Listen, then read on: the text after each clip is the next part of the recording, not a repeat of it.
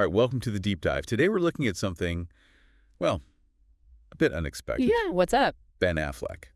Ben Affleck, he dropped his personal hip-hop Mount Rushmore. Really? Ben Affleck. Okay, I'm interested. Where did this pop up? It was in a TMZ article, actually, just yesterday, April 29th. And the interesting thing is how the article itself kind of framed it. How so? They called his list both random and solid, which, definitely catches your eye. Random and solid. Okay. It does make you wonder who he picked. And yeah, seeing someone like him, an actor, weigh in on a classic hip-hop debate, it's different. Exactly. It makes you think about how far hip-hop reaches, Yeah. So the mission today is basically to unpack his choices. Sounds good. So who made the cut? Lay it on us. Okay, his four are Lil Wayne, Eazy-E, Slick Rick, and Kendrick Lamar. Okay, interesting mix right off the bat. Definitely spans some eras. Totally.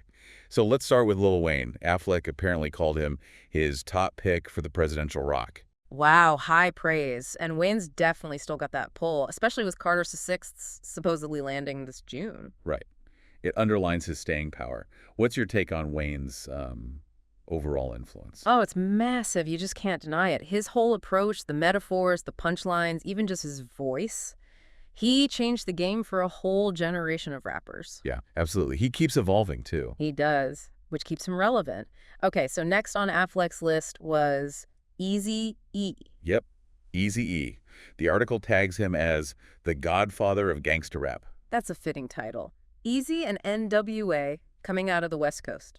They were pioneers. Can you elaborate a bit on that? Why godfather? Well, they really brought that raw, unfiltered street narrative to the forefront. Stuff like Boys in the Hood. It was shocking to some, but it was groundbreaking. Changed the whole direction of lyrics for a while there? Fundamentally, yeah. They made gangster rap a major force, so Eazy's inclusion makes a lot of sense historically. Then we switch gears quite a bit.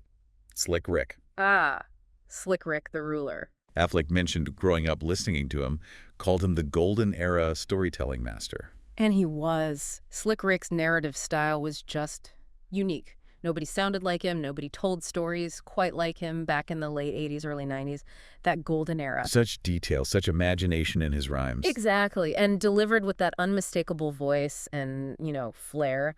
I heard there's maybe a comeback album this year. Yeah, the article mentioned that possibility too. Adds another layer to his legacy, potentially. For sure. Okay, so that's three. Who's the fourth? The fourth is Kendrick Lamar. Okay, the modern giant. Right. The article called him the culture's reigning king, which feels, pretty accurate given his impact. Yeah, hard to argue with that. Kendrick's albums are events.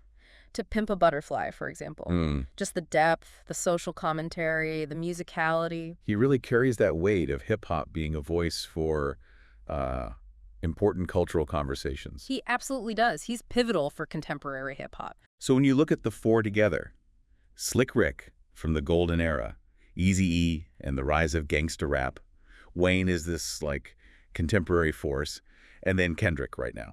It's quite a spectrum. It really does show the evolution of the genre, doesn't it? From storytelling masters to gangster rap pioneers to modern icons. Which brings us back to that random yet solid description.